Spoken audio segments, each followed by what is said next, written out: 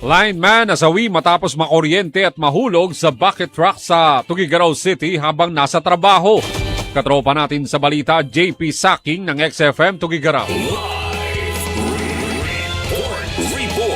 Patay ang isang lineman ng Cagayan Electric Cooperative 1 o Kajal 1 matapos makuryente habang ginagampanan ang kanyang tungkulin sa isang line extension project nitong Hulyo 20 ngayong taon sa paniham sa programang Bullseye. Ibinahagi ni Jesus Francis Guzman, Information Officer at Membership Development Supervisor ng Kajal 1. Kinilalang biktima ni si Michael Fernandez, kasama siya sa team na nagsasagawa ng pagpapalawag at pag-upgrade ng linya ng kuryente sa Muslim compound sa Tuguegarao City upang sana'y tugunan ang reklamo ng mga residente hinggil sa mababang voltahe. Ayon sa Kajalkuan, isang normal na araw sana ng trabaho at may nakatakdang power interruption sa lugar. Ibinahagi pa dito na bago silang mag-lunch break bandang alas 12 ng tanghali, nagpasya umano si Fernandez na linisin sana ang mga baging na nakasabit sa poste. Habang nasa bucket truck, nararamdaman umano ang daloy ng kuryente at inuulat ito sa foreman. Bilang bahagi naman ng safety protocol, inutusan siyang maglagay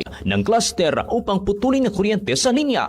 Habang ikinibit naman ni Fernandez ay kalawang cluster, hindi nito napansin nang hinahawak niyang service rope line ay may kuryente pa rin mula sa generator set ng isang bahay. Paliwanag naman ng Kajalkuan na kung naka-off sana ang main switch o may double throw switch ang genset, hindi sana bumalik ang supply ng kuryente sa linya. Dahil sa hindi inaasahang backfeed ng kuryente mula sa generator, dito na nakuryente si Fernandez habang nasa itaas ng poste. Agad naman siyang sinalo ng kanyang kasamahan at isinugod sa ospital, ngunit sa kasamang palad, idineklara pa rin dead on arrival. Nagpaabot naman ng pagkikiramay ang Kajalkuan sa pamilya ng nasawi at nananawagan sa publiko na tiyaking may wastong safety devices ang paggamit ng mga generator. Layon nito na maiwasan ang mga insidenteng maaring magdulot ng panganib sa buhay ng mga utility worker at ng publiko. Mula dito sa Region 2 Regional Center Tuguegarao City, mula sa himpilan ng 95.7 XFM Tuguegarao